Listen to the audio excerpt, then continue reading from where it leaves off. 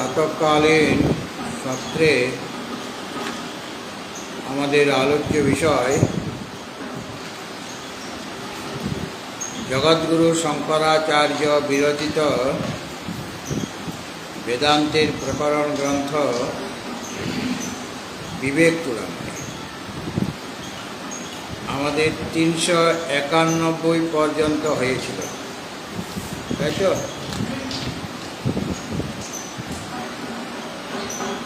সেখানে বলা হয়েছিল বহিরিন্দ্রিয়ে এবং মনে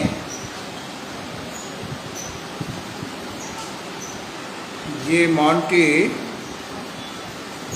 অখণ্ডাকার অন্তঃকরণ বৃত্তি হয়েছে সেরকম, আর বাগিন্দ্রিয় মানে যেগুলি শুদ্ধ ইন্দ্রিয়। বাগিন্দ্রিয় বলতে সব জ্ঞানেন্দ্রিয়গুলিকে, সব ইন্দ্রিয়গুলিকেই নেওয়া হবে। বাগিন্দ্রিয় বলতে কেবল বাগিন্দ্রিয় নিলেও হবে, কেন বাগিন্দ্রিয় শব্দের অর্থ করা হবে শব্দ, আর মন হলো অন্তঃকরণ বৃত্তি। এই বাগিন্দ্রিয় এবং মনে এই সমস্ত জগৎ সৎ, এটা জানা যায়। জগৎ হলো সৎ, মানে জগৎ সৎ মানে জগৎ সতেই, সৎ স্বরূপেই। জগৎ সৎ নয়, জগৎ সৎ স্বরূপেই, তার পৃথক কোনো সত্তা নেই।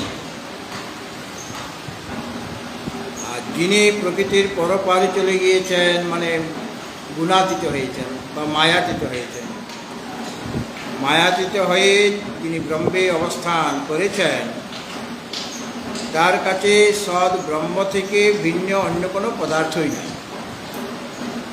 সৎ ব্রহ্ম থেকে ভিন্ন অন্য কোনো পদার্থ তার কাছে নাই। কে? যিনি মায়াতীত হয়েছেন। দৃষ্টান্ত দেওয়া হয়েছিল, যেমন কলস, ঘট, কুম্ভ ইত্যাদি বিচারের দ্বারা জানা যায়। যদি বিচার করা হয় তাহলে দেখা যাবে ওটা মৃত্তিকা ছাড়া আর কিছুই নয়। মৃত্তিকা শব্দকে বোঝাবার জন্য মৃৎস্না এই শব্দটা প্রয়োগ করা হয়েছে।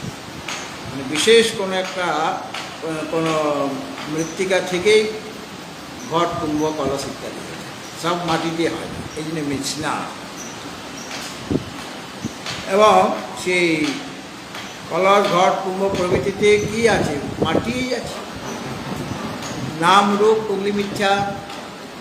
যেমনভাবে ঘট, কুম্ভ এই যে কার্য পদার্থ, সেগুলি তার উপাদান কারণ মৃত্তিকা ছাড়া আর কিছুই নয়। মৃত্তিকা থেকে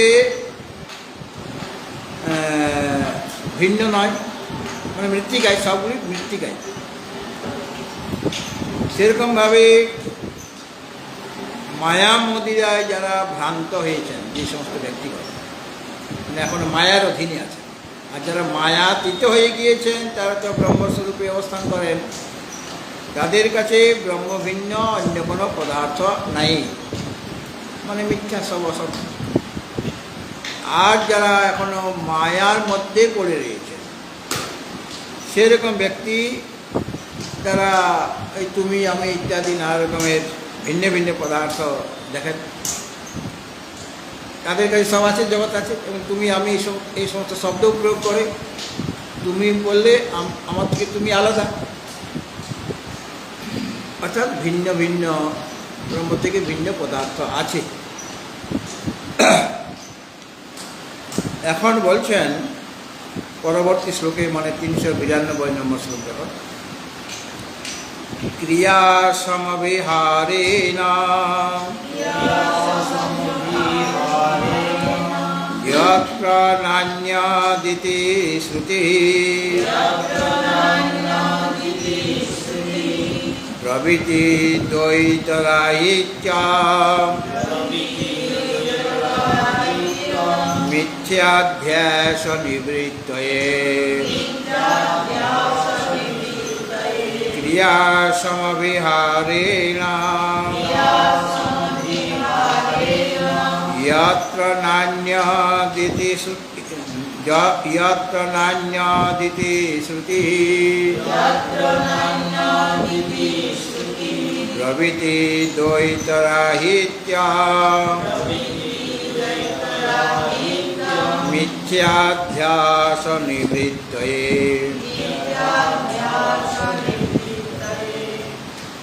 শ্রুতি মানে উপনিষদ বা শ্রুতি, বেদ বা বেদের যে জ্ঞানকাণ্ড উপনিষদ, তার অর্থ নিশ্চয় করার জন্য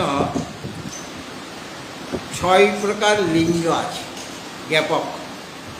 মানে সেখানে উপনিষদ কী বলতে চেয়েছে, তার তাৎপর্যটা কী, এটা জানার জন্য কেবল একটা বাক্য দেখেই বিচার করলে চলবে না, আগে পরে দেখতে হবে।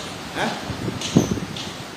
শ্রুতির কোনো একটা অর্থ, সেই অর্থে কী অর্থে তার তাৎপর্য কী বলতে চেয়েছেন, সেটা নিশ্চয় করতে গেলে 6টা লিঙ্গের প্রয়োজন। 6টা লিঙ্গের দ্বারা জানা যায়। যেমনভাবে ব্যবহারিক একটা দৃষ্টান্ত দিচ্ছি, দরজা বন্ধ আছে আর লাইট অফ হয়ে গেছে। হ্যাঁ, লাইটগুলি অফ হয়ে গেছে, অন্ধকার হয়ে গেল। আমি কেবল বললাম শান্তনু দরজা, কি করতে হবে আমি আর কিছু বললাম না, শান্তনু দরজা বলেছি। শান্তনু এখন কি করবে, দরজাটা কি করবে? হ্যাঁ, খুলে দেবে, বন্ধ আছে খুলে দেবে। প্রসঙ্গ দেখে বুঝলো যে গরম লাগছে, অন্ধকার হয়ে গেছে আর লোডশেডিং হয়ে গেছে, দরজাটা বন্ধ আছে, খুলে দেবে। আর হঠাৎ করে ঝড় ঝাপটা, ঝড় খুব জোরে বইছে আর জলও ঢুকে যাচ্ছে ভিতরে, তখন আমি বললাম দরজা, সে কী করবে? তখন দরজাটা বন্ধ করবে। তাহলে প্রসঙ্গ দেখে তো এটা বোঝা যায় প্রসঙ্গটা কী। সেইরকমভাবে একটা শুধু দরজা, আমি ক্রিয়াপদটা বললাম, দরজাটা বন্ধ করব না খুলব সেটা আমি বললাম না, কিন্তু সে বুঝিয়ে নেবে প্রসঙ্গ দেখে। একবার কলকাতায় একটি সাধু বাবা ছিল, সে একটু ডিসব্যালেন্সড, মানে গীতা তার মুখস্থ, এমনি ডিসব্যালেন্স মানে সেদিকে পূজা পাঠ বা মন্দির বসে থাকা, গীতা তার মুখস্থ ছিল। আমি বললাম আমাদের যে পুরনো যে বিল্ডিংটা, দোতলা ছাদে যাওয়ার জন্য একটা দরজা আছে, সেটা বন্ধ রাখা আছে, রাত্রিবেলা বন্ধ করে দিই। আমি তাকে বললাম যে মহারাজ একটু দরজাটা বন্ধ করে আসেন না।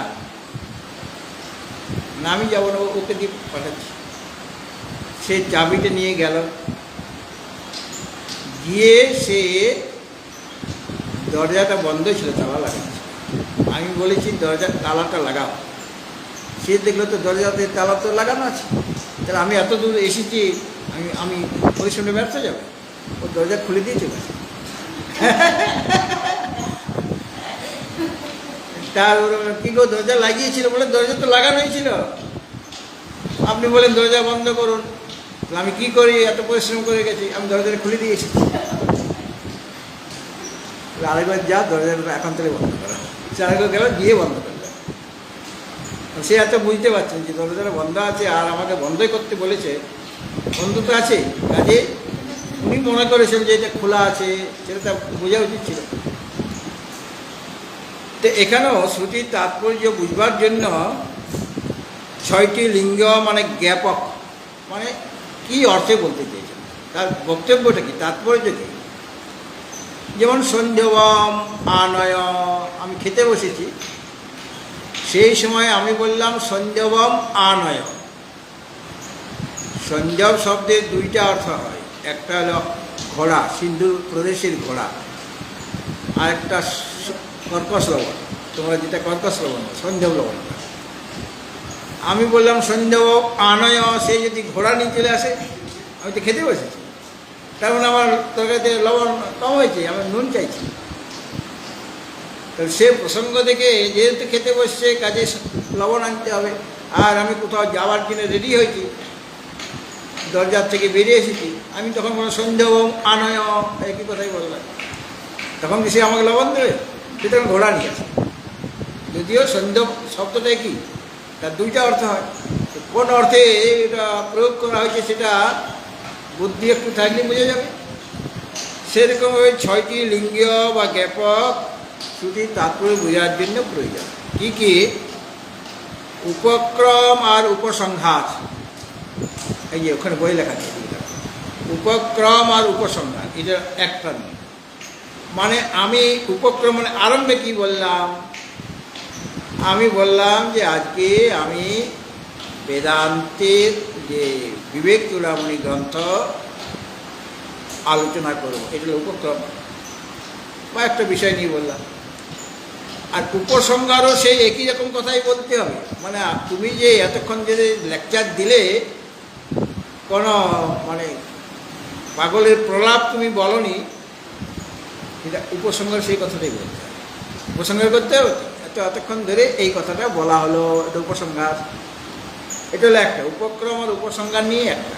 উপক্রমে কি বলা হয়েছে আর উপসংহারে কি বলা হলো সেই কথাটাই বলা হবে।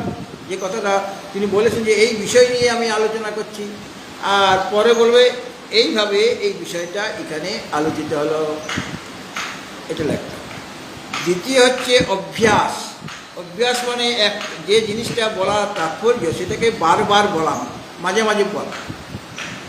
যেমন ছান্দোগ্য উপনিষদে তত্ত্বমসি এই শব্দটা ঋষি উদ্দালক থেকে 9 বার বলেছে, পুনঃ পুনঃ বলেছেন।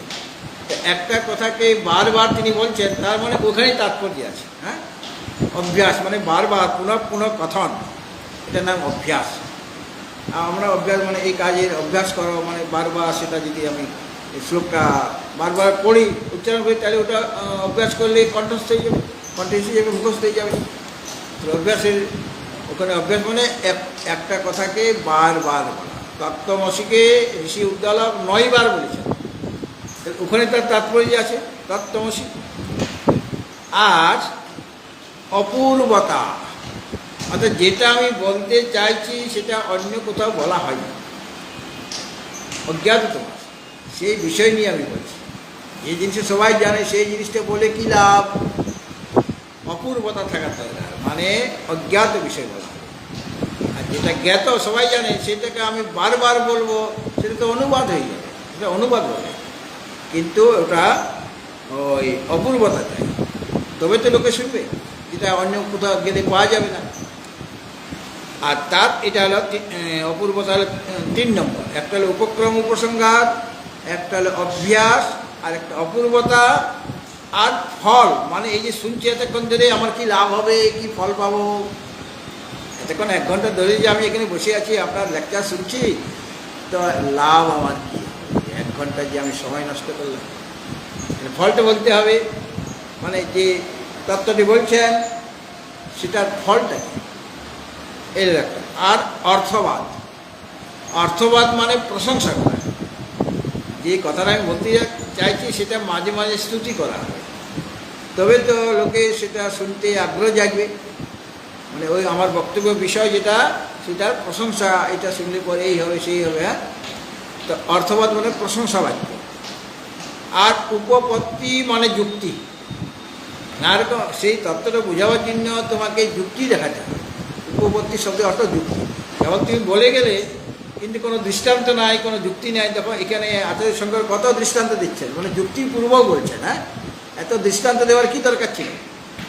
ওটা একটা যুক্তি। তো ওই দৃষ্টান্ত সহকারে বললে সেটা আরও ভালোভাবে লোকে বুঝতে পারবে। যুক্তি চাই। আর এই 6টা হয়ে গেল। তাহলে উপক্রম আর উপসংহার একটা, তারপরে অভ্যাস 2 নম্বর, 3 নম্বরে অপূর্বতা, 4 নম্বরে ফল, ফল মানে কি লাভ হবে, আর 5 নম্বরে অর্থবাদ মানে সেই বিষয়টার প্রশংসা করে দেওয়া, যেটা জানলে পরে তুমি সেই সৎস্বরূপকে লাভ করবে, এরকমভাবে প্রশংসা করা। আর 6 নম্বরে উপপত্তি মানে যুক্তি দেখানো হবে। আচার্য শঙ্কর যেমন নানা রকম যুক্তি দেখিয়েছেন, গীতার ভাষ্যে বা উপনিষদের ভাষ্যে বা ব্রহ্মসূত্রে। আর ব্রহ্মসূত্র পুরোটাই যুক্তি। ওখানে ন্যায় প্রস্থান বলা হয়, ন্যায় প্রস্থান। সুতরাং ন্যায় মানে যুক্তি, যুক্তি প্রমাণ। তো এই যুক্তিটাও একটা লিঙ্গ। তাহলে এইভাবে 6টা লিঙ্গ আছে। শ্রুতির তাৎপর্য বুঝবার জন্য 6টা লিঙ্গ: উপক্রম, উপসংহার, অভ্যাস, অপূর্বতা, ফলম, অর্থবাদ আর উপপত্তি। উপপত্তি মানে যুক্তি। তো এখানে ওই উপপত্তি, তয়তে হসে, উপপত্তি মানে যুক্তি। যেমন আপত্তি, উপসর্গ পত্তি, পদ ধাতু আর কি, পদ ধাতু থেকে পত্তি, 3 প্রত্যয় করে পত্তি। যেমন আপত্তি, সম্পত্তি, ওই জায়গা থেকে পদ ধাতু থেকে। আপত্তি বলি না, এটা আপত্তি। আপত্তি মানে আমার বাধা, আমার নিষেধ আছে, কিন্তু আপত্তি শব্দের অর্থ তা না। আপত্তি মানে লাভ করা, আপত্তি মানে লাভ করা। আর সম্পত্তি, সম্যক রূপে তাকে লাভ করলাম, লাভ যেটা হলো এটা সম্পত্তি। এই যে অনেক সময় দেখা যাবে সম্পদ্যতে, উপসম্পদ্যতে, আপদ্যতে, ওই পদ্ধতি। যাই হোক, তো এখানে দেখো এই যে ওটা কেন বললাম, এখানে অভ্যাসের কথা বলা হয়েছে। এই যে ক্রিয়া সমভিহারে ন, এটার অর্থ হলো অভ্যাসের দ্বারা। এটার অর্থ ক্রিয়া সমভিহারে ন, এটার অর্থ হবে অভ্যাসে। এটা বলার জন্য এই অংশটা আমি বলে দিলাম। এখন দেখো, এই ক্রিয়া সমভিহারে ন যত্র নান্যত ইতি শ্রুতি, একটা শ্রুতি আছে। সেই শ্রুতিটা কি না, যত্র নান্যত পশ্যতি, নান্যত ছিনোতি, নান্যত বিজানাতি স ভূমা, ছান্দোক্য উপনিষদে রয়েছে। এটা হলো শ্রুতিটা।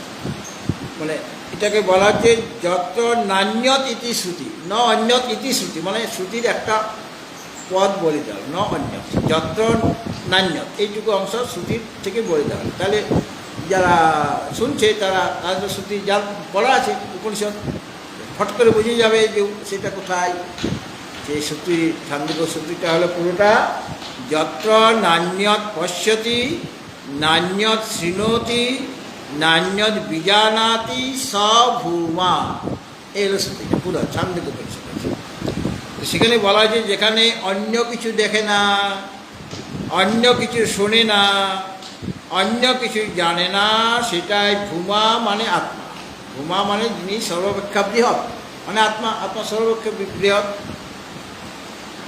তো যত্র নান্যত ইতি শ্রুতি, এই যত্র নান্যত বলে ওই শ্রুতিটার একটু অংশ বলে দিলেন। যত্র নান্যত পশ্যতি, তাহলে যত্র নান্যত প্রথমেই আছে, ওইটুকু বলে দিলেই ছাত্ররা সেরকম অভিজ্ঞ ব্যক্তি তারা ফট করে বুঝে যাবে কোথা থেকে বলছেন, ওখান থেকে বলছে, শুধু ওইটুকু বলে দেওয়া। ছাত্র যারা আছে না তারা ওই একদম মানে জেনারেল ছাত্র, ওই উপনিষদ তার পড়া আছে, ব্রহ্মসূত্র পড়া আছে, আর তারপরে এটা বলছেন, একটু বলে দিলে হয়ে যাবে। আর যদি তার পড়া না থাকে তখন যিনি এটা আলোচনা করবেন তিনি বলে দেবেন, বা টিকাকার বলে দেবেন। তো এখানে যত্র নান্যত পশ্যতি, নান্যত ছিনোতি, নান্যত বিজানাতি স ভূমা ইতি শ্রুতি, এই শ্রুতিটা ছান্দোক্য উপনিষদ আছে। যেখানে অন্য কিছু দেখে না, অন্য কিছু শুনে না, অন্য কিছু জানে না, সেটা ভূমা। তো এই যে শ্রুতি যত্র নান্যত ইতি শ্রুতি, মানে এই যে শ্রুতিটা ছান্দোক্য উপনিষদে রয়েছে, সেটা আমি বলে দিলাম পুরো শ্রুতিটা। সেটা ক্রিয়া সমভিহারে ন, ক্রিয়া সমভিহারে ন মানে অভ্যাসে, মানে ক্রিয়াপদগুলির যে অভ্যাস, অর্থাৎ পৌনঃপুণ্য। যেমন নান্যত পশ্যতি, একবার ক্রিয়া বলা হলো পশ্যতি, নান্যত শৃণোতি আরেকবার বলা হলো, নান্যত বিজানাতি, ক্রিয়াপদগুলি বলা হচ্ছে বারে বারে।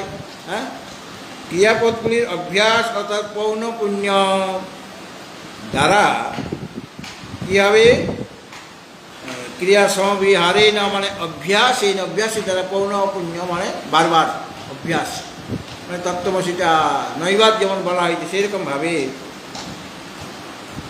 ক্রিয়া সমবিহারে না মানে অভ্যাসের দ্বারা বা বারবার বলা একটা কথাকে মাঝে মাঝে বলা, তার দ্বারা মিথ্যা অধ্যাস নিবৃত্ত হয়ে, মিথ্যা যে অধ্যাস, অধ্যাস মানে একটাতে আরেকটা আরোপ হয়ে যাওয়া, হ্যাঁ, অধ্যাস মানে আরোপিত, মানে যেমন সর্পটা রজ্জুতে অধ্যস্ত হয়েছে, তাহলে এখানে রজ্জু আর সাপের অধ্যাস হয়েছে, রজ্জুতে সাপের অধ্যাস হয়েছে, সেরকম ব্রহ্মতে জগতের অধ্যাস হয়েছে। মানে ভ্রমবশত আমি ব্রহ্মরূপ অধিষ্ঠানে জগৎ দেখছি। তো ব্রহ্ম হলেন বিবর্ত কারণ, এই জগতের প্রতি ব্রহ্ম হলেন কি কারণ? বিবর্ত কারণ, উপাদান কারণ নন। উপাদান কারণ হলে সেটা তো যেমন মাটিটা উপাদান কারণ, সেটা নামরূপ তার পাল্টে গেল, মাটিটা আছে কিন্তু তার নামরূপটা পাল্টে গেল। কিন্তু এখানে রজ্জুর কিছুই পাল্টাবে না, সে যেমন ছিল তেমনি আছে। মাটি যত নিচ্ছি, যত ঘট কলস হচ্ছে, মাটি কমে যাচ্ছে কি না? একটা জায়গাতে আমার অনেক মাটি রাখা আছে ঘট কলস কুম্ভ ইত্যাদি বানাবার জন্য, যত আমি বানাবো তত মাটির পরিমাণটা আমার যতখানি ছিল তার চেয়ে কমে যাবে কি না? যত বেশি বানাবো তত কমে যাবে, শেষে আর থাকবেই না মাটি আমার, সব ওই সমস্ত মাটি ওই ঘট কলস কুম্ভ জ্বালা ইত্যাদি হয়ে গেছে। কিন্তু ব্রহ্মের সেরকম তিনি কি কমে যাচ্ছেন? কমে যাচ্ছে না। কাজে উপাদান কারণ নন তিনি হচ্ছেন বিবর্ত কারণ। মানে এই যে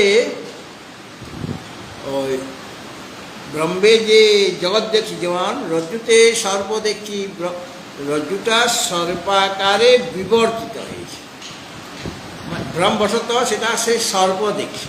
সেরকম আমাদের অজ্ঞানবশত আমরা কি করছি, ব্রহ্মরূপ যে অধিষ্ঠান, সৎ অধিষ্ঠান, সেই ব্রহ্ম বিষয়ক আমার জ্ঞান নাই। রজ্জু বিষয়ক জ্ঞান না থাকাতেই রজ্জুটা সর্পে বিবর্তিত হয়ে গেল, সর্পে পরিণত হল না, সর্পাকারে বিবর্তিত হল।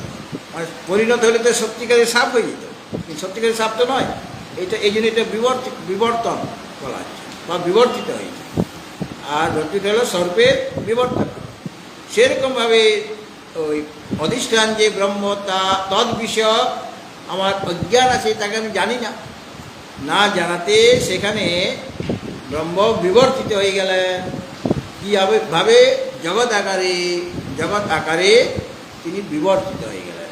তাহলে জগতের বিবর্ত কারণকে ব্রহ্ম। হ্যাঁ, তো এটা মিথ্যা অধ্যাস হয়ে গেছে আমার। আসলে ওই জগৎকে আমি দেখছি, সত্য বলে মনে করছি, কিন্তু এই যে মিথ্যা অধ্যাস হয়ে আছে, সেটার নিবৃত্তির জন্য মিথ্যা অধ্যাস ও নিবৃত্ত হয়ে, মিথ্যা অধ্যাস যেটা হয়েছে সেটাকে আমাকে দূর করতে হবে, তবে গিয়ে আমি ব্রহ্মে অধিষ্ঠানের জ্ঞান আমার হবে। এই যে মিথ্যা অধ্যাসটা দূর না করলে অধিষ্ঠানের জ্ঞান হচ্ছে না। মিথ্যা অধ্যাস ও নিবৃত্ত হয়ে, মিথ্যা অধ্যাসের নিবৃত্তির জন্য দ্বৈত রাহিত্যং, যে আত্মাতে দ্বৈতের অভাব আছে, দ্বৈত শূন্য, রহিত মানে শূন্য, আর রাহিত্য মানে রহিতের ভাব হলো রাহিত্য। দ্বৈত রাহিত্য মানে আত্মাতে যে দ্বৈতের অভাব, আত্মা ছাড়াতে কিছুই নাই। সদেব সৌম্য একম এব অদ্বিত, সদেব সৌমিদম অগ্রে আসি একম এব অদ্বিতীয়। দ্বৈত রহিত বলা হয়েছে উপনিষদে। আত্মাতে যে দ্বৈতের অভাব, এটা প্রভৃতি মানে ওই শ্রুতিটা বলছেন। কোন শ্রুতি? শ্রুতি প্রভৃতি। এখানে নান্যদ ইতি শ্রুতি ক্রিয়াপদটা ওর সাথে লাগাতে হবে। শ্রুতি প্রভৃতি, এই শ্রুতিটা বলছেন। কোন শ্রুতি? যত্র নান্যদ পশ্যতি নান্যদ শৃণোতি নান্যদ বিজানাতি স ভূমা। যেখানে অন্য কিছু দেখা হয় না, অন্য কিছু শোনে না, অন্য কিছু জানে না, তিনি হলেন ভূমা। এই শ্রুতিটা কি দেখাচ্ছেন? যে সেখানে দ্বৈতের অভাব আছে। তো এটা শ্রুতি ব্রবীতি, ব্রবীতি ক্রিয়াটা ওই শ্রুতির সাথে যোগ হবে আর কি, হ্যাঁ। তো আমার এরকমভাবে ইয়েটা হবে ক্রিয়াভি সমভি হারে যত্র নান্য ক্রিয়া সমভি হারে ন দ্বৈতরাহিত্যং মিথ্যাধ্যাস নিবৃত্তয়ে ব্রবীতি শ্রুতি ব্রবীতি, হ্যাঁ, এইভাবে বল। তাহলে শ্রুতির কোন অর্থে তাৎপর্য সেটা বুঝবার জন্য আমাদের 6টা লিঙ্গের প্রয়োজন, যেটা পূর্বে বলা হলো। উপক্রম, উপসংহার, অভ্যাস, অপূর্বতা, ফলম, অর্থবাদ আর উপপত্তি। এখানে ক্রিয়া সমবিহারে এর দ্বারা কাকে নেওয়া হয়েছে? অভ্যাসকে নেওয়া হয়েছে, মানে উপক্রম উপসংহারের পরেই বলা হয়েছে অভ্যাস। তো এই যে শ্রুতি একটা বিষয়কে বুঝাবার জন্য বারবার বলেন, অভ্যাস করেন, মানে বারবার একটা কথা বলছেন। এই শ্রুতি যে বারবার কোনো একটা জিনিসকে বোঝাবার জন্য বারবার যে বলছেন, সেখানে সেই অর্থে শ্রুতি তাৎপর্য বুঝতে হবে যে কথাটা বারবার বলছেন, হ্যাঁ, সেই কথাটাই শ্রুতিতে, সেখানেই তার তাৎপর্য। সেখানে বারবার কেন বলছেন একই কথা, সেখানে তার তাৎপর্য আছে। তো এই যে ছান্দোগ্য উপনিষদের 7ম অধ্যায়, এটা 7ম অধ্যায়ের 24 নম্বর খণ্ডের প্রথম বাক্য, হ্যাঁ, ছান্দোগ্য উপনিষদের 7ম অধ্যায়ের 24 খণ্ডের প্রথম বাক্য। এখানে যেটা বলা হলো, যেখানে অন্য কিছু দেখে না, অন্য কিছু দেখে না, অন্য কিছু শোনে না, অন্য কিছু জানে না, তিনি হচ্ছেন ভূমা, মানে ব্রহ্ম বা আত্মা। এই যে কথাটা বললেন, এর দ্বারা বারবার দ্বৈতের অভাবটা আছে আত্মাতে, এটা বলছেন। যত্র নান্যত পশ্যতি, অন্য কিছু দেখে না, এখানে দ্বৈতের অভাব বলছেন। অন্য কিছু দেখে না মানে দ্বৈত নাই। নান্যত পশ্যতি একবার বললেন, আবার বলছেন নান্যত শৃণোতি, আবার সেই দ্বৈতের অভাব বলছেন। একই জিনিস বারবার বলছেন, দ্বৈতের অভাব। আর নান্যত বিজানতি, অন্য কিছু জানে না, মানে অন্য কিছু জানার মতো কিছু নাই, মানে দ্বৈতের অভাব। তাহলে এই যে শ্রুতি বলছেন, দ্বৈতের অভাবটা বারবার বলছেন। যত্র নান্যত পশ্যতি, এটা দ্বৈতের অভাব বললেন। আবার দ্বৈতের অভাব বলবার জন্য নান্যত শৃণোতি, অন্য কিছু শুনে না, আবার দ্বৈতের অভাব বলার জন্য বলছেন নান্যত বিজানাতি। তাহলে এই যে বারবার একটা কথা বলছেন দ্বৈতের অভাবটাকে বুঝাবার জন্য, হ্যাঁ। তাহলে দ্বৈতের অভাবেই সেখানে শ্রুতিমাতার তাৎপর্য আছে, হ্যাঁ। শ্রুতিমাতার তাৎপর্য কি? যে দ্বৈতের অভাব, মানে দ্বৈত রাহিত্য আছে।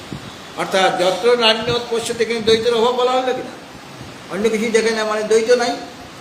নান্যত শৃণোতি, অন্য কিছু শুনে না, মানে শোনার মতো কোনো জিনিস নাই। আর নান্যত বিজানাতি, মানে জানার মতো অন্য কোনো জিনিস নেই, মানে দ্বৈত রাহিত্য। দ্বৈতের অভাবটাকে 3বার বললেন, অভ্যাস হয়ে গেল কিনা। একটা ওখানে তত্ত্বমসি, ওটাই 9বার বলেছেন, আর এখানে দ্বৈতের অভাবটাকে এইভাবে বারবার বলছেন শ্রুতিমাতা। তাহলে এইখানেই তার তাৎপর্য, যেটা বারবার বলছেন। তো দ্বৈতের অভাব এটা তিনি বারবার বলেছেন, শ্রুতিমাতা 3বার বললেন এখানে। তাহলে বুঝতে হবে কি না, আত্মাতে দ্বৈতের অভাব আছে, তিনি দ্বৈত রাহিত্য।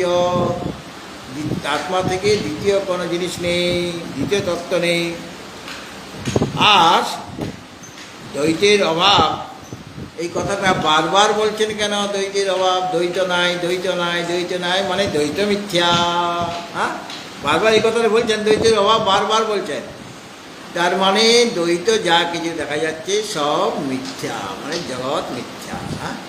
তার থেকে ভিন্ন যা কিছু দেখা যাচ্ছে সব কিছু মিথ্যা, এটা বোঝাবার জন্য, অর্থাৎ দ্বৈতে মানে ইয়েটা করা হয়েছে, অভ্যাসটা দ্বৈতের অভাব বারবার বলেছেন, এটা অভ্যাস করা হয়েছে দ্বৈতের অভাব। আর দ্বৈতের অভাব বারবার কেন বলছেন? যে দ্বৈত বলে কিছু নাই, দ্বৈত হলো মিথ্যা, ঠিক আছে।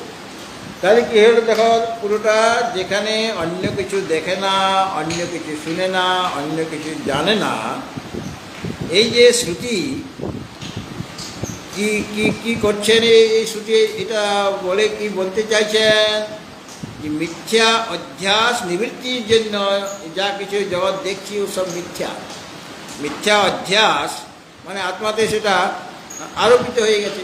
সেই মিথ্যার আর মানে এই রজ্জুতে সর্পের অধ্যাস হয়েছে, তো সেরকমভাবে ব্রহ্মে জগতের অধ্যাস হয়ে গেছে।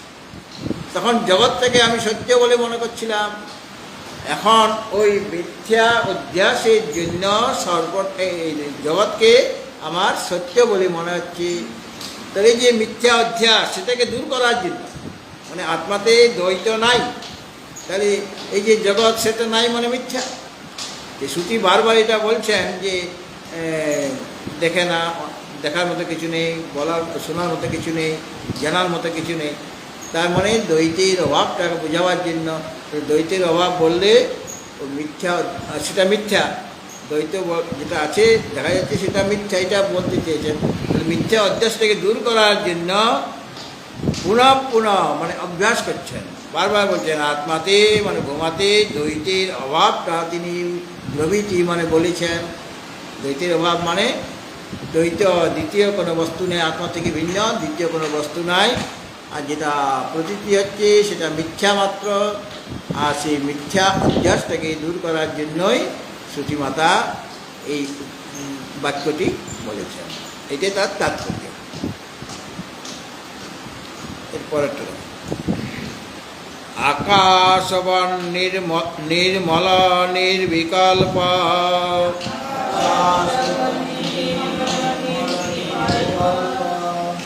আকাশবন নির্মল নির্বিকল্প। তোমাদের অন্যরকম পাঠ আছে নাকি? তোমরা অন্যরকম বলছি কেন? আকাশ ও বন আছে না? বন নাই, হ্যাঁ সে তো আছে, সে তো আছে, তার আগে ব আছে কি না? তাহলে আর কি আকাশ ও বন, দুটো ন আছে তো, একটা নকে আগে নেন। এই জন্য তোমার তো উল্টা পাল্টা বলছো। আমি কি বলছি, আমি যে উচ্চারণ করছি আমি সেটা ফলো করবে। আকাশ ও বন নির্মল নির্বিকল্প। আকাশ ও বন নির্মল, ওখানে দুইটা নয় হর্ষইকার আছে তো, তাহলে তুমি ওটা উচ্চারণ করবে কেমন করে? ওই ন, একটা ন আগে নিয়ে নিতে হবে। আকাশ ও বন নির্মল নির্বিকল্প, ঠিক আছে? আরেকবার বলো, আকাশ বন নির্মল নির্বিকল্প।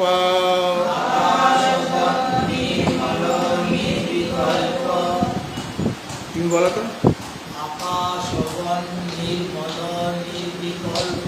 ঠিক আছে। নিঃসীম নিঃসীম নিষ্পন্দন নির্বিকারম। নিঃসীম নিষ্পন্দন নির্বিকারম। অন্তর্বহি শূন্য মনন্যমদ্বয়ং। অন্তর্বহি শূন্য মনন্যমদ্বয়ং। স্বয়ং পরং ব্রহ্ম কিমস্তি বোধ্যং।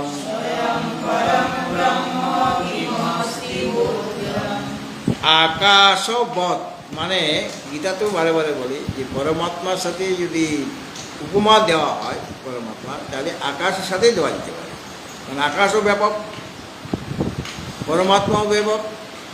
পরমাত্মাকে নৈনং ছিন্দন্তি শস্ত্রাণি নৈনং দহতি পাবক নৈনং ন চৈনং ক্লেজান তাপো ন শোষয়তি মার্গ। এটা আত্মার সম্পর্কে বলা যায়। তা আকাশকে ছেদন করা যায়? আকাশকে জলে ভেজানো যাবে? আকাশকে শুষ্ক করতে পারবে? আর আকাশকে ভিজাতে পারবে বা জ্বালিয়ে দিতে পারবে? আকাশকে ছেদন করা যায় না। এই জন্য আকাশের সাথে আত্মার তুলনা, সাদৃশ্য আছে। হ্যাঁ,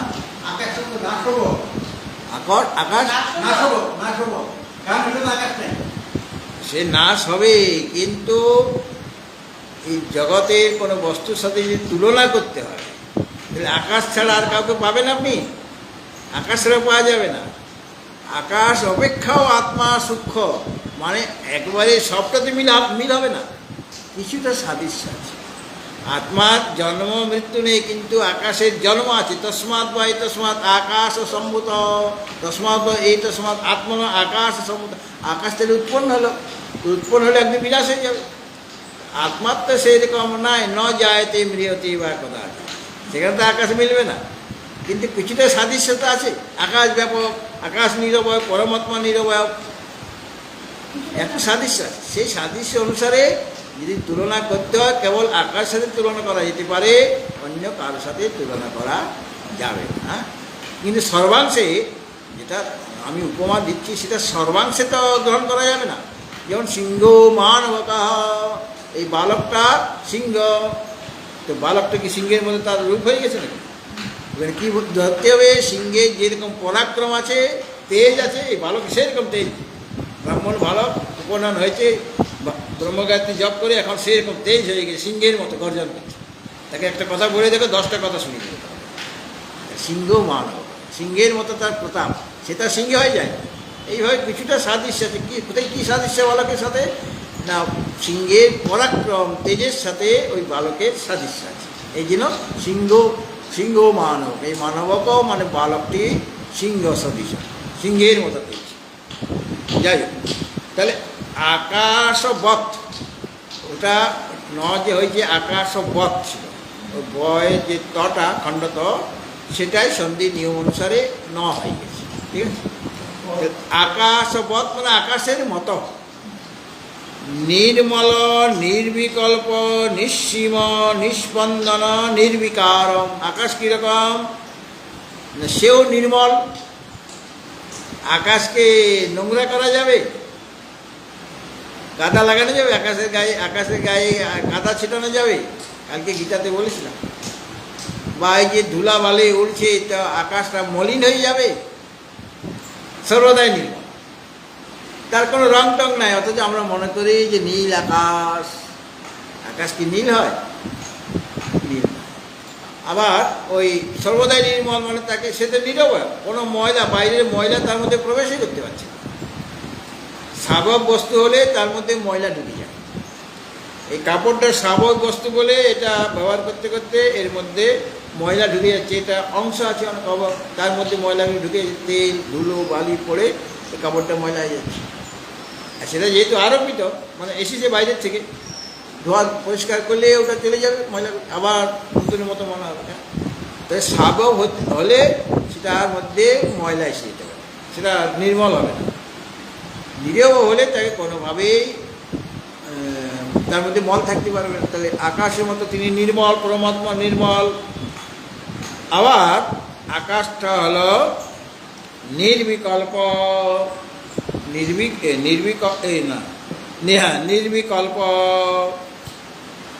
নির্বিকল্প মানে বিকল্প রহিত। বিকল্প মানে এক রূপে আছে। পরমাত্মা একরূপ, আগে যেমন ছিল এখনও সেরকম আছে, পরেও সেরকম থাকে। আকাশ তো সেরকম ওই নির্বিকল্প মানে সর্বদা একই রকম আছে, মানে বিকল্প রহিত মানে সর্বদা একরকম আছে।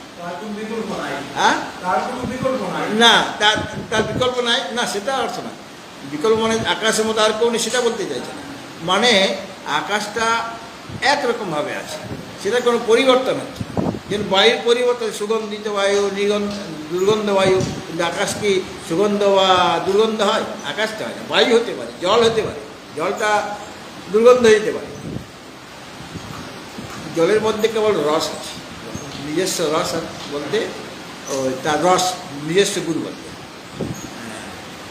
আর আকাশ বায়ু অগ্নি থেকে সে পেয়েছে, ওই আকাশ থেকে পেয়েছে শব্দ, আর বায়ু থেকে পেয়েছে স্পর্শ, আর অগ্নি থেকে পেয়েছে রূপ। জলের নিজস্ব রস, আর বাকি ওই আকাশ বায়ু অগ্নি থেকে 3টা গুণ পেয়েছে। তো এই যে সেটা স্বাভাবিক পদার্থ, হ্যাঁ, কিন্তু আকাশ তো নিরবয় পদার্থ, কাজেই তার সেটা সর্বদা একরূপ, নির্বিকল্প মানে একরকমভাবেই আছে, তার কোনো পরিবর্তন হচ্ছে না। আর কে না নিষ্পন্দন, নিষ্পন্দন মানে তার মধ্যে কোনো রকম স্পন্দন নেই, না, তার আগে একটা ছিল নিঃসীম। নিঃসীম মানে তার সীমা নাই। আকাশের কোনো সীমা আছে? মনে হচ্ছে যে না, আকাশটা ওখানে গিয়ে মিলে গেছে। আমরা যদি খোলা মাঠে যাই না, এখানে তো বোঝা যাবে না, গ্রাম দেশে ওই আকাশটা মানে ওখানে তো বড় বড় বিল্ডিং নেই, এখন গ্রামেও বিল্ডিং হয়ে যাচ্ছে। ধীরে ধীরে মনে হচ্ছে যেন আকাশটা ওখানে গিয়ে মাটিতে মিশে গেছে, এরকম মনে হয়। আপনি যদি এগিয়ে যান এগিয়ে যান এগিয়ে যান, তাহলে দেখা যাবে কি যত আপনি এগোচ্ছেন তত ওটা দূরে দূরে চলে যাচ্ছে।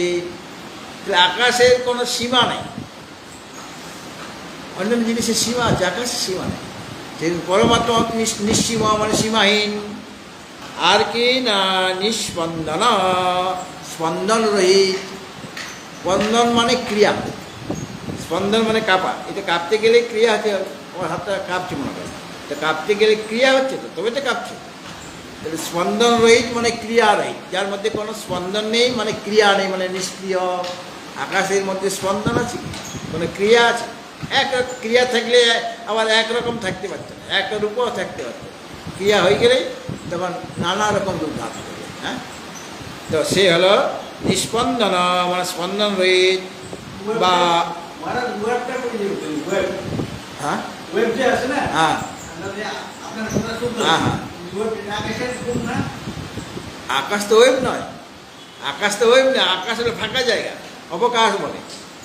আকাশ তো ওয়েব নয়, ওটা শব্দ তরঙ্গ। ওয়েব মানে একটা শব্দের তরঙ্গ যাচ্ছে, সেটা আকাশকে অবলম্বন করে যাচ্ছে, আকাশকে অবলম্বন করে যাচ্ছে। কিন্তু ওটা ওয়েব মানে কি একটা শব্দ তরঙ্গ। একটা শব্দ তরঙ্গ কত ফ্রিকোয়েন্সিতে সে পাঠাচ্ছে, সেইভাবে আপনি রেডিওটা খুলছেন, সেই ফ্রিকোয়েন্সি খুললে পরে ওই চ্যানেলটা আপনি ধরবেন। তো শব্দ তরঙ্গটা, ওয়েব মানে শব্দ তরঙ্গ যাচ্ছে, কিন্তু মানে সেই শব্দ তরঙ্গ আকাশকে অবলম্বন করেই যাচ্ছে। কেননা শব্দটা হলো আকাশের গুণ।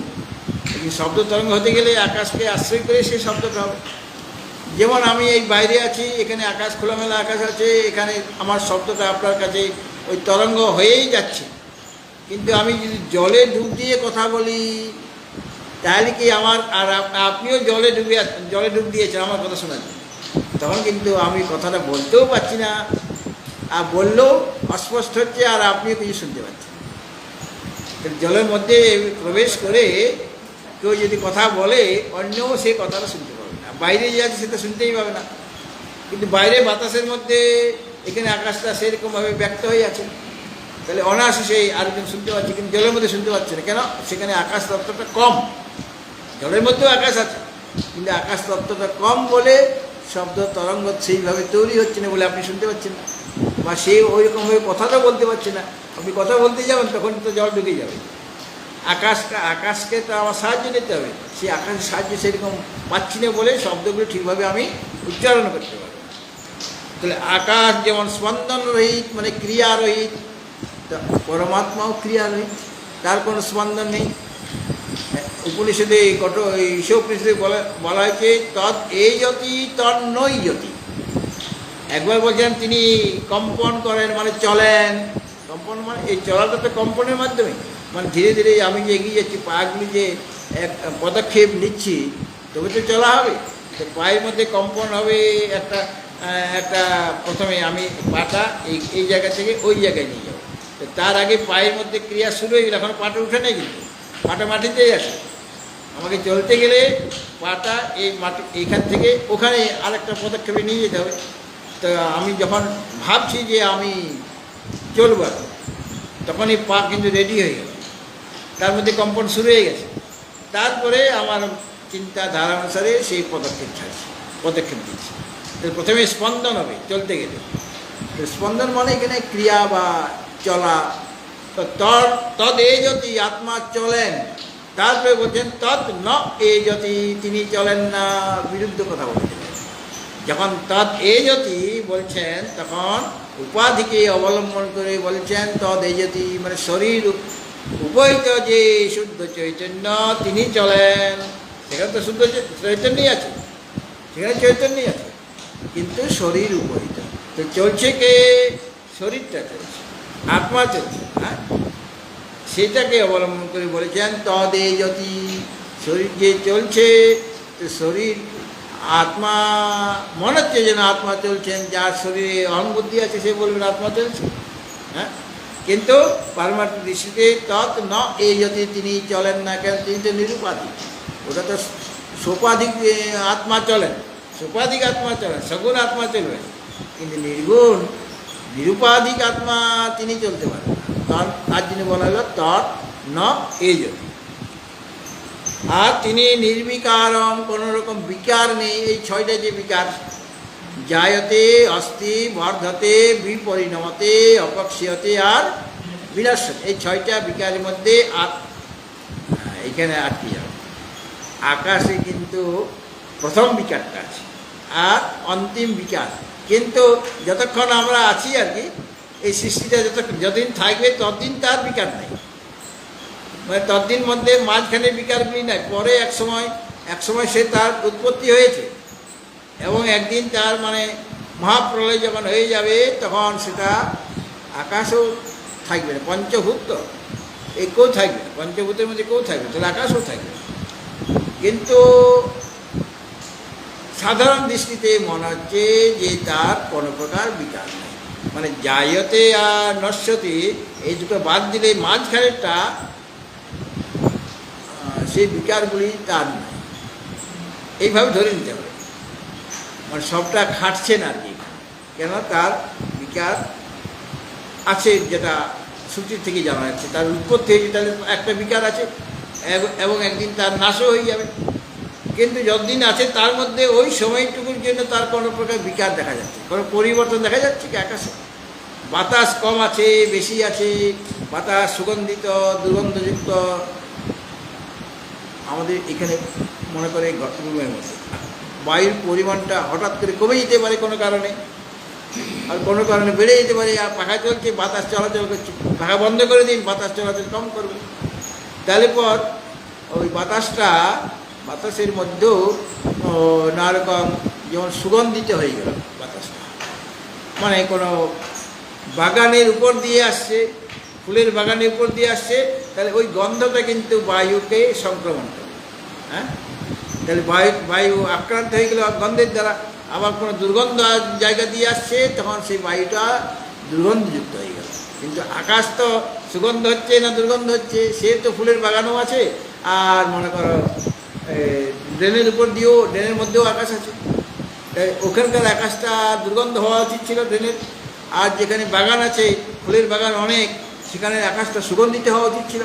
কিন্তু সেখানে দাঁড়ালে আকাশটা সুগন্ধ লাগবে না, বাতাসটা সুগন্ধ লাগবে, কিন্তু আকাশ সুগন্ধ লাগবে। এইভাবে বিকার হয়ে যাবে।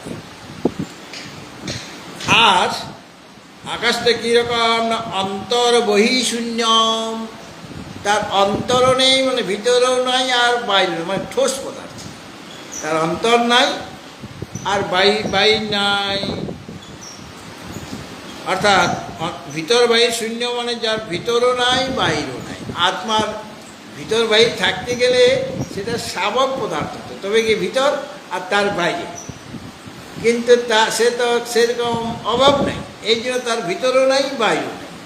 এই জন্য বলা হলো অন্তর বহি শূন্যম, মানে অন্তর মানে ভিতর আর বহি মানে বাইরে। আত্মার ভিতরেও নাই আর বাইরেও নাই। যেমন শরীরের ভিতরে এই কলকব্জা আছে মনে করো, বা অনেক কিছু আছে, আর বাইরে এই আছে। তো এটা শরীরের স্বাভাবিক বলে আমি বলতে পারছি, শরীরের ভিতরে এই আছে আর শরীরের বাইরে এই আছে। আর শরীরটা যদি নিরবব হয়ে যেত, তাহলে শরীরের ভিতর বাইরে বলে কিছু থাকতো কি? সেরকম আত্মার মধ্যে ওইরকম আকাশের মধ্যেও অন্তর্বহির নাই, আর আত্মার মধ্যেও ভিতর বাহির বলে কিছু নাই। আর অনন্য মানে অভিন্ন, অর্থাৎ আত্মা থেকে ইনি অভিন্ন। আত্মা মানে জীবাত্মা, জীবাত্মা থেকে এই যে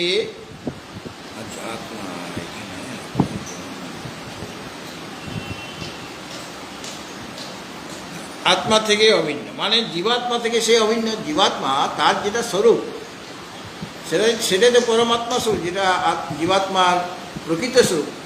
যখন উপাধি তার হয়ে গেছে, উপহিত হয়ে গেছে, তখন সে নিজেকে ছোট বলে মনে করছে, সীমিত বলে মনে করছে, ঘটাকাশির মতো।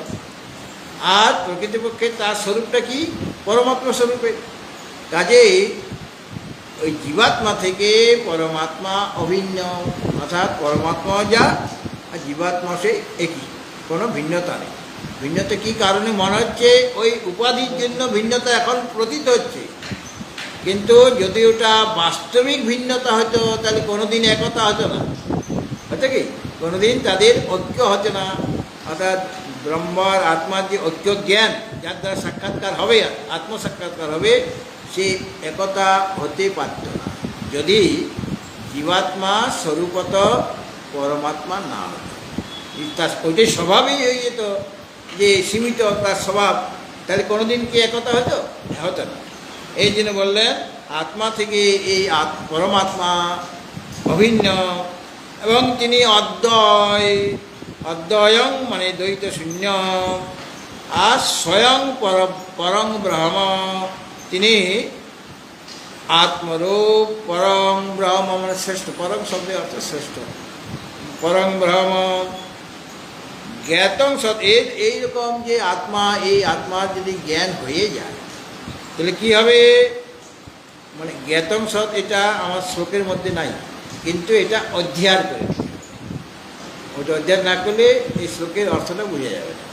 তাহলে এইরকম আত্মা তত্ত্ব জ্ঞাত হয়ে, জ্ঞাতং সৎ, সৎ মানে এটা হয়ে, সৎ মানে ওই সৎচিত আনন্দ, ওই সৎ মানে, সৎ মানে হয়ে, মানে জ্ঞাত হয়ে আত্মার এই স্বরূপটি জানলে পরে কী হবে না, তার কিম অস্তি বোধ্যম, তার আর বোধ্য মানে জ্ঞেয় বস্তু আর কি থাকবে? বোধ্য শব্দের অর্থ হচ্ছে যে জ্ঞাতব্য, জ্ঞাতব্য বস্তু। তো আত্মাকে এইভাবে, পরমাত্মা এইভাবে যে জানবে, তার কি আর কোনো জ্ঞাতব্য বস্তু থাকবে? কারণ যে যাকে জানার কথা তাকে তো তিনি জেনে নিলেন। হ্যাঁ, সে আত্মা কীরকম সেটা এখানে বলা হলো, যে আকাশের মতো সে আত্মা নির্মল, তিনি বিকল্প শূন্য মানে একরূপ, তিনি অসীম মানে অনন্ত, তিনি স্পন্দন রহিত মানে ক্রিয়া রহিত, তিনি বিকার রহিত। আকাশের যেমন বিকার নেই, তারও কোনো বিকার নেই, এবং তার ভিতর বাহির বলতে কিছু নেই, এবং তিনি এই জীবাত্মা থেকে অভিন্ন পরমাত্মা, তিনি অদ্বয় এবং স্বয়ং ব্রহ্ম, পরব্রহ্মকে জানলে আর কি জানার বস্তু থাকতে পারে? আর কি জ্ঞাতব্য বস্তু থাকতে পারে? মানে থাকতে পারে না, আর কোনো জ্ঞাতব্য বস্তু থাকতে পারে না। তো যেমনভাবে এক মৃত্তিকাকে জানলে মৃত্তিকার যে বিকার মানে কার্য, সেইগুলিকে জানা হয়ে যায়। উপনিষদে বলা আছে যে একটা মৃত্তিকা খণ্ডের জ্ঞান যদি আমার হয়ে যায়, মানে উপাদান কারণে যদি জ্ঞান হয়ে যায়, তাহলে পর মৃত্তিকার বিকার ঘট, কলস, কুম্ভ, থালা, বাটি, গ্লাস হয় কিনা? তো মৃত্তিকাকে জানলে তার যত বিকার মানে কার্যের জ্ঞান আমার হয়ে যায়। আমি হাত দিলেই বলে দেবো এটা ঘটকে, হাত দিয়ে বলি এটা মাটি, কলস এটা মাটি, থালা, মাটির থালাকে বলো মাটি, মাটির জ্ঞান আমার হয়ে গেছে। মাটির যত বিকার, মৃত্তিকা যত বিকার, সেই বিকারের জ্ঞান তার হয়ে যায়। সরা, সরা মানে ওই যে ঢাকা দেওয়া, পিঠা বানাবার জন্য সরা লাগে না, ওই পিঠা থেকে ঢাকা দেওয়ার জন্য, ওটা মাটির পাওয়া যেত, এখন তো মাটির পাওয়া যায় কিনা জানি না। তো এইগুলি সব মাটির বিকার, মানে মাটি থেকেই হয়েছে, মাটির কার্য। তাহলে মাটির জ্ঞান যার আছে সে এইগুলিকে জেনে যাবে। সেরকম বলা হয়েছে স্বর্ণের যার জ্ঞান আছে, সোনা কি, স্বর্ণের যে বিকার, হার, কুণ্ডল, বলয়, নাকছাবি, তার জ্ঞান হয়ে যাবে কি? কারণ তো স্বর্ণের বিকার, তাহলে এককে জানলে সব জানা হয়ে যাবে। আবার একটা লোহখণ্ডের জ্ঞান হলে তার থেকে যা তৈরি হয়েছে লোহা দিয়ে, ওই নখ কাটতে আগেকার দিনে কি না নরুন, এখন নরুন পাওয়া যায়, এখন তো নেল কাটা, কিন্তু নরুন ওই ওটা ব্লেডের মধ্যে এইভাবে এইভাবে কাটতে হবে। হ্যাঁ, সেই যুগ চলে গেছে।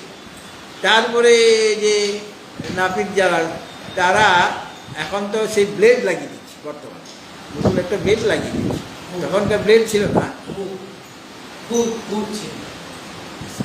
আরে বাবা, তুমি তো আধুনিক লোক, তুমি কি বুঝবে? এখন তো ব্লেড দিয়ে তারপরে ওটা খুর হলো। খুর মানে একদম ব্লেড ফ্লেড লাগবে না। তুমি তো ব্লেড লাগাচ্ছ, কিন্তু ব্লেড লাগবে না, ওটাই ব্লেড একেবারে ফিক্সড। একটা ব্লেডেই ফিক্সড মানে ওটা একটা লোহার পাত আছে, সেইটাকে মাঝে মাঝে ধার দিতে হবে। ধার দেওয়ার জন্য একটা চামড়ার ইয়ে থাকে, এইভাবে ধার দিতে। হ্যাঁ, সেটা তুমি দেখো না। হ্যাঁ, দেখেছি। তাহলে এইটাতে ব্লেড আছে কি? ব্লেড নেই, ওটা ধার দিবে। হ্যাঁ, তো ওইটা একজনকে কাটলো, ধার দিতে কমে যায়, আবার ধার দিলে ওইটাই ব্লেড বারে বারে সে ওটা পাল্টাবে না। কিন্তু এখন তো ব্লেড পাল্টে যাচ্ছে, কিন্তু তখন পাল্টাচ্ছে না, সেইটাই সে ধার দিয়ে আবার অন্য একজনকে ইয়ে করবে। তো ওই যে ওটাকে বলা হচ্ছে, ওইটাই হচ্ছে আসল খুর। আর যেগুলো বর্তমানে ওটা খুর ঠিক নয়। হ্যাঁ, বা এখন আরও নতুন ছোট্ট ব্লেড বেরিয়ে গেছে একটা, সেটা এইভাবে টানলেই আর চুল কাটা হয়ে যাবে। তো সেটাকেও আমরা খুর বলতে পারি, কিন্তু আসল খুর হলো ওইটা, যেটাকে ধার দিয়ে এরকমভাবে বারবারে করে, ওটা খুর। তো যাই হোক, ওই লোহখণ্ডের জ্ঞান হয়ে গেলে আমার নর জ্ঞান হয়ে যাবে, খুরেরও জ্ঞান হয়ে যাবে, শাবলের জ্ঞান হয়ে যাবে, কোদালের জ্ঞান হয়ে যাবে, হবে কি না? কেন সব তো ওই লোহা দিয়েই তো। উপাদান কারণকে জানলে পরে সেই উপাদান থেকে যে বস্তুগুলি তৈরি হয়েছে, সেই সকল বস্তুর জ্ঞান আমার হয়ে যায়। এটা হলো নিয়ম। মানে কারণের জ্ঞান হয়ে গেলে কার্যর, সেই কারণ থেকে যা যা কার্য হবে সেই কার্যের জ্ঞান আমার হয়ে যায়। কেননা হাত দিলেই বোঝা যাবে এটা ওই কারণ থেকে, অমুক বস্তু থেকে উৎপন্ন হয়েছে। তো কারণের জ্ঞান হলে কার্যকে জানা যায়। ঠিক আছে? ঠিক সেরকমভাবে এক যে সৎ ব্রহ্ম, সৎ মানে এখানে যিনি তিন কালে আছে, সত্য, সৎ মানে সত্য, সেই সৎ ব্রহ্ম বস্তুকে যদি জানা হয়, তাহলে পর সমস্ত কিছু জানা হয়ে যাবে। কি জানলে সব জানা হয়ে যাবে। কস্মিন খলু বিজ্ঞাতে সর্বম ইদং বিজ্ঞাতং ভবতি, উপনিষদ বলছে। কাকে জানলে সব কিছু জানা হয়ে যাবে? তো এই সৎ যে আত্মা, সেই আত্মাকে জানলে সব কিছু জানা হয়ে যাবে। কেন? তার থেকেই এই জগৎ উৎপন্ন হয়েছে। হ্যাঁ, কারণ তিনি উপাদান কারণ না, তিনি হলেন বিবর্ত কারণ। কারণ তো বটে, তো বিবর্ত কারণ মানে কারণের জ্ঞান হলে কার্যের জ্ঞান সব হয়ে যায়। তো মাটির জ্ঞান হলে, যেমন মাটি থেকে তৈরি সমস্ত পদার্থের জ্ঞান আমার হয়ে যাবে, মৃত্তিকা রূপে জ্ঞান, তার জ্ঞান। লোহখণ্ডের জ্ঞান হলে ওই লোহ দিয়ে যা কিছু বানানো হয়েছে তার জ্ঞান আমার হয়ে যায়। স্বর্ণের জ্ঞান হলে স্বর্ণ থেকে যা যা অলঙ্কার বানানো হয়েছে তার জ্ঞান আমার হয়ে যায়, মানে কারণ রূপে জ্ঞান হবে। তো সেরকম এই সৎ ব্রহ্মকে যদি জানা হয়, তাহলে সব কিছু জানা হয়ে যাবে। কেন? যেহেতু সমস্ত বিশ্বই ব্রহ্মের কার্য। কীভাবে কার্য? তিনি বিবর্ত কারণ, উপাদান কারণ না, তার থেকে পরিণত হয়ে যাচ্ছে না। হ্যাঁ, পরিণাম প্রাপ্ত হচ্ছে না, কারণ তিনি ওই একরকমভাবেই আছেন সেই সৎআত্মা। কারণকে জানলে কার্যকে জানবার জন্য তার পৃথকভাবে চেষ্টা করতে হয় না। কারণ জ্ঞান হলে কার্যে জ্ঞান হয়ে যায়। বিশেষত এখানে ব্রহ্ম হচ্ছেন সত্য বস্তু, তিনি সত্য, আসমিথ্যা, তিনি একজন সত্য বস্তু। তো সত্য বস্তুর জ্ঞান যদি হয়ে যায়, তাই সমস্ত দ্বৈত ভাব, দ্বৈত তার বিবর্তন। ব্রহ্মই সত্য বস্তু এবং সমস্ত দ্বৈত তার বিবর্তন। যত দ্বৈত পদার্থ দেখা যাচ্ছে সেটা তার বিবর্তন, মানে ব্রহ্ম থেকেই হয়েছে, বিবর্তিত হয়েছে, এই জন্য তার বিবর্ত বলা হচ্ছে। সমস্ত জগৎটাই বিবর্তন, অতএব জগৎ মিথ্যা। হলো না? যেমন সর্পটুকুনি মিথ্যা, রজ্জুটা সর্পের আকারে পরিণত হয়ে যায়নি, কিন্তু অজ্ঞানতাবশত রজ্জুটাই সর্পরূপে বিবর্তিত হয়েছে, পরিণত হয়নি, বিবর্তিত হয়েছে। যেমন সুক্তিকা দেখেছ? সুক্তিকা দেখেছ? ঝিনুক দেখেছ? আচ্ছা, ঝিনুকটা বাইরে থেকে কালো লাগে বা খয়েরি লাগে, বাদামি লাগে, কিন্তু ভিতরের অংশটা সাদা। ওই সাদা অংশটা কোথাও রোদে পড়ে আছে। হ্যাঁ, ঝিনুক মারা গেলে তখন তো সে তার এটা খোলটা খুলে যায়, আর মাংসটা পিঁপড়া টিপড়ে খেয়ে নেয় মনে করো। কারণ পিঁপড়াকে খেতে হবে না, খাওয়ার লোক আছে, মানুষই আছে।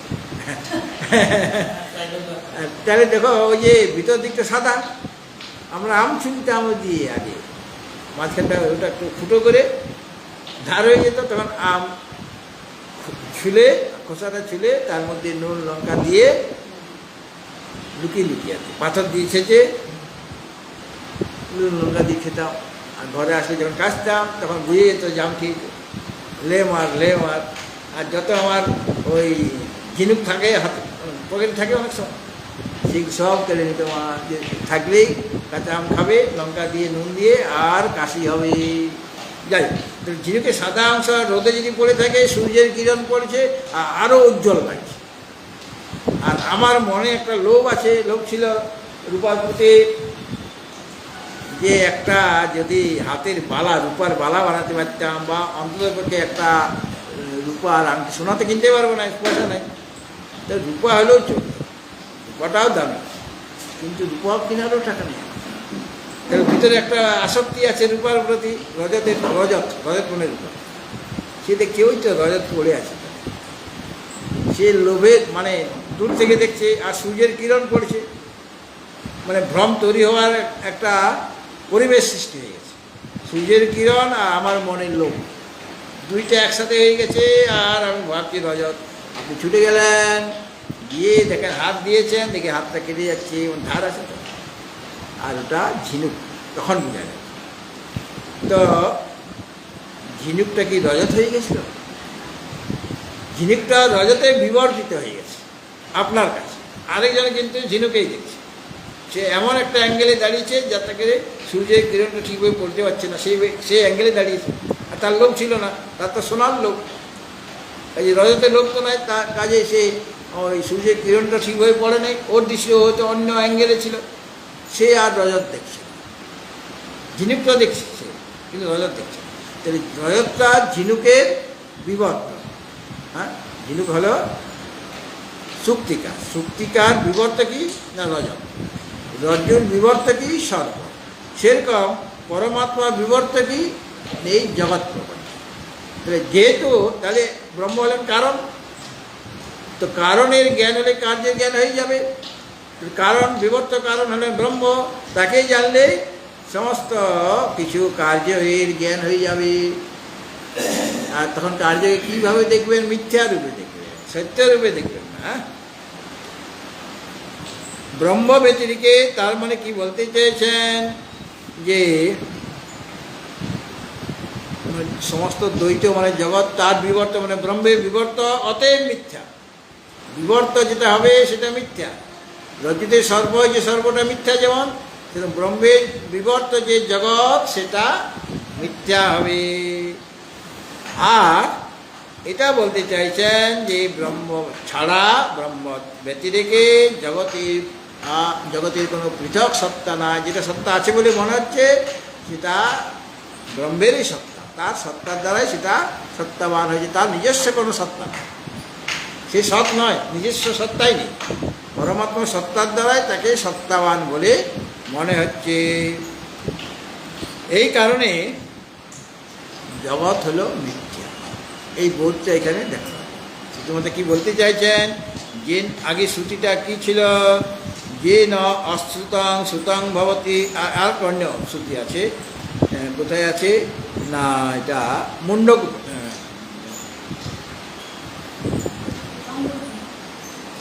চান্দকে, যে ন অশ্রুতং শ্রুতং ভবতি অমতং মতম অবিজ্ঞাতম বিজ্ঞাতম। আর একটা শ্রুতি আছে, যেটা যাকে জানলে পরে অশ্রুত শ্রুত হয়ে যায়, যার কথা শুনিনি কোনো দিন, সেটা শ্রুত হয়ে যাবে। আর অমতং মতম, যেটা মনন করিনি, চিন্তন করিনি, সেটা মতম মানে জানা হয়ে যাবে।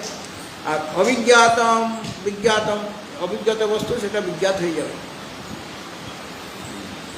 তো যাকে শুনলে সব শোনা হয়ে যায়, যাকে জানলে, যার মনন করলে সব মনন করা হয়ে যায়, যাকে পেলে সব পাওয়া হয়ে যায়, তিনি সে আত্মা।